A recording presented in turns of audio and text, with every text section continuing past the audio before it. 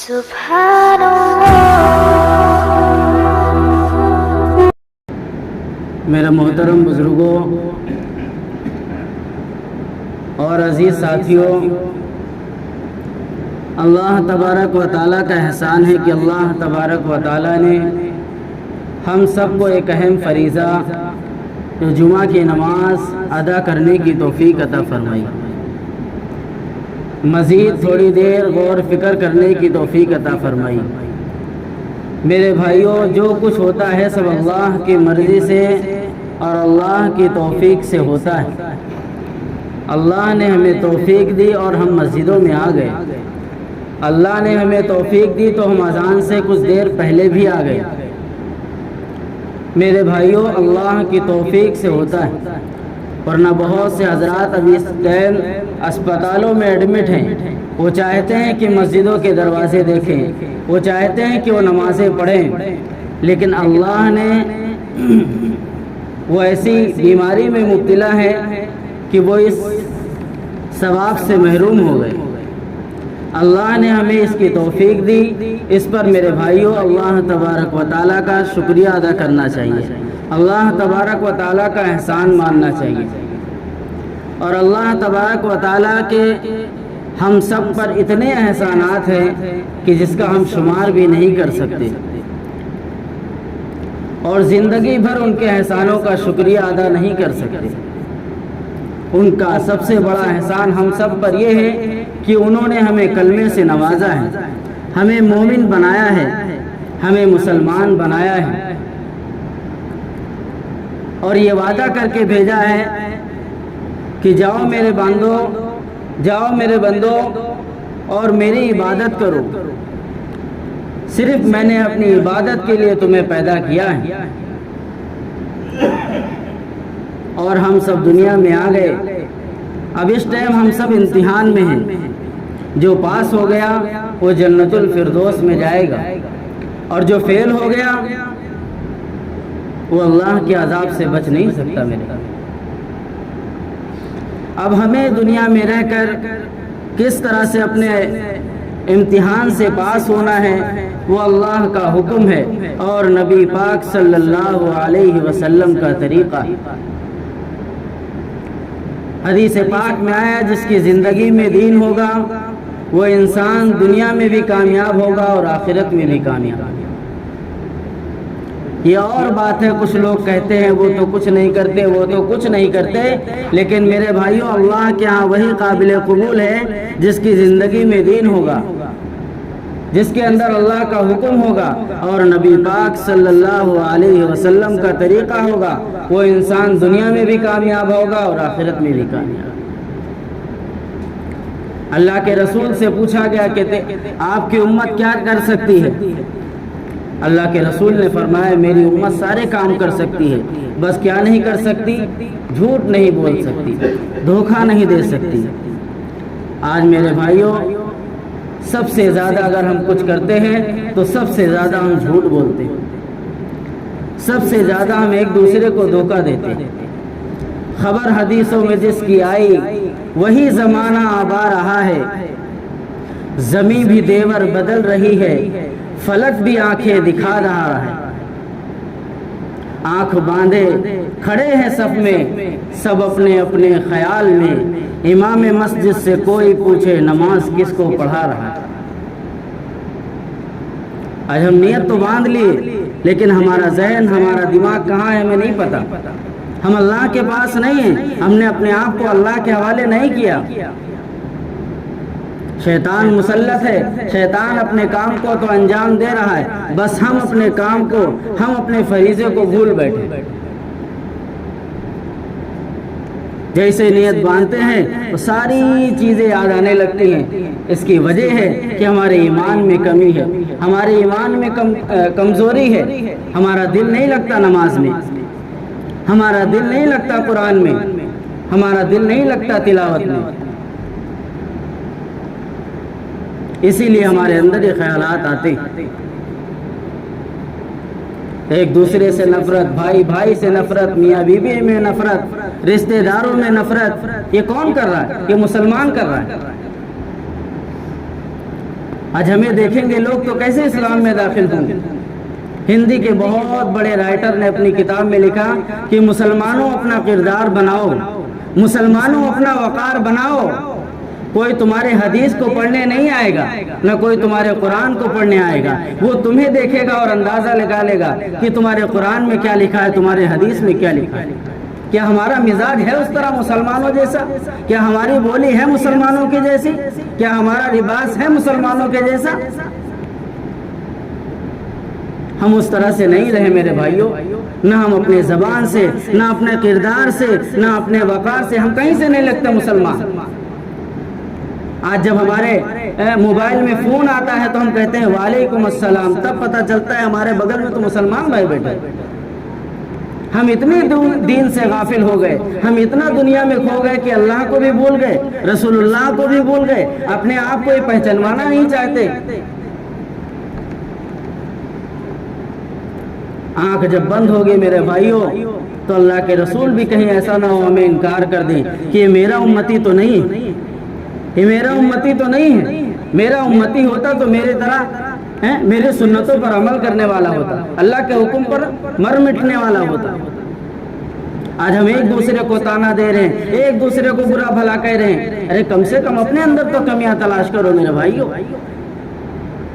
جب تھوڑا بہت خیال آنے لگے کہ وہ انسان برا ہے، وہ انسان برا ہے، دوسرے پر مت جاؤ، سب سے پہلے اپنے اندر کمی تلاش کرو کہ تمہارے اندر یہ کمی ہے جس کی وجہ سے وہ لوگ برے لگنے لگے، وہ لوگ برے لگنے لگے، کمی آپ کے اندر۔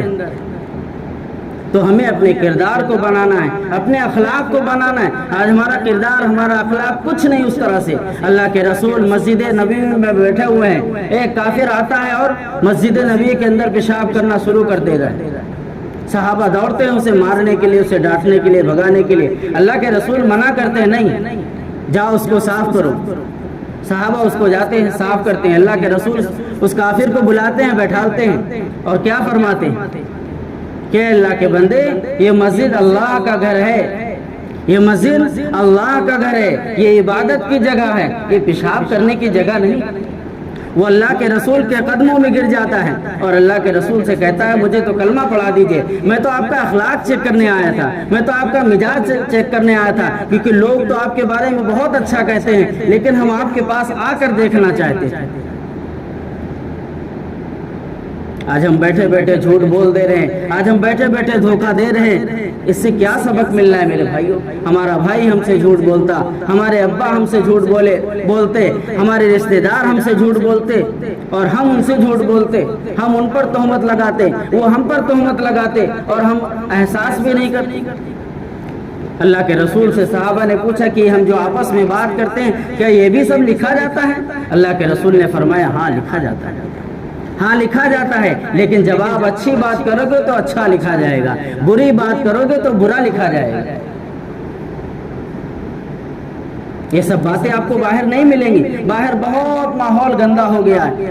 بس تھوڑی بہت سکون کی باتیں اور تھوڑے بہت سکون جو مل رہا ہے وہ ہمیں مسجدوں سے مل رہا ہے۔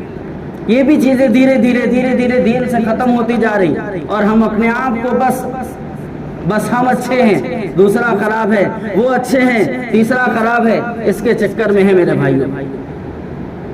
کب تک ہم ایک دوسرے سے لڑتے رہیں گے؟ کب تک ہم ایک دوسرے کو برا بھلا کہتے رہیں گے؟ کب تک ہم اپنے آپ کو اچھا بناتے رہیں گے؟ ہمیں تو اللہ کے لیے بنانا ہے۔ جب ہم اللہ کے لیے بنائیں گے تو دوسروں پر انگلی نہیں اٹھائیں گے۔ اسی لیے کہتے ہیں کہ اتنے نمازی تو بن جاؤ کہ سب گنہگار نہ لگے، اتنے نمازی بنو کہ دوسرے گنہگار نہ لگے، اتنے اچھے بنو کہ سب خراب نہ لگنے لگے، اتنے اخلاص والے بنو کہ ایسا نہ ہو کہ سب بد اخلاق آپ کو لگنے لگے۔ کوئی ایسا انسان نہیں، دنیا میں بہت سارے نمازی مل جائیں گے، جمعہ والے بھی مل جائیں گے، عیدین والے بھی مل جائیں گے، ہر نماز والے مل جائیں گے، لیکن کوئی ایسا آدمی نہیں ملے گا دنیا میں جو اپنی زبان کی حفاظت کرتا ہو۔ 24 گھنٹے ایک دوسرے کو لعنت ملامت کرنا، 24 گھنٹے ایک دوسرے کو برا بھلا کہنا، کوئی ایسا آدمی نہیں ملے گا جس کی زبان میں مٹھاس ہو۔ آج کیا ہے ہم اس طرح سے سچ کی پہچان بن کر جیو تو صحیح، تم نگہبان بن کر جیو تو صحیح، یہ زمانہ ادب سے جھکائے گا سر، تم مسلمان بن کر جیو تو صحیح۔ کیا ہم مسلمانوں جیسے ہیں میرے بھائی؟ نہیں ہیں اس طرح سے، نہ ہمارا کردار، نہ ہمارا وقار، نہ ہمارا گھر کا ماحول، نہیں، ہم اپنے آپ کو پہچانوانا نہیں چاہتے، ہم اپنے آپ کو بتانا نہیں چاہتے۔ کب تک میرے بھائیوں، کب تک ہوگا؟ اسی لیے ابھی سویرا ہے، اللہ تبارک و تعالیٰ کے بارگاہ میں ہم آئے ہیں اور سچی پکی توبہ کریں، سچی پکی اللہ تعالیٰ سے توبہ کریں کہ اے اللہ پاک، آج سے ہم گناہ نہیں کریں گے، آج سے ہم غلط ماحول میں نہیں جائیں گے، آج سے ہم غلط نہیں کمائیں گے، آج سے ہم جھوٹ نہیں بولیں گے، آج سے ہم دھوکہ نہیں دیں گے، آج سے ایک بھی نماز ہماری قضا نہیں ہوں گی۔ نماز کے بارے میں آیا کہ ان الصلاۃ تنہی عن الفحشاء والمنکر، نماز بے حیائی اور برے کاموں سے روکتی ہے۔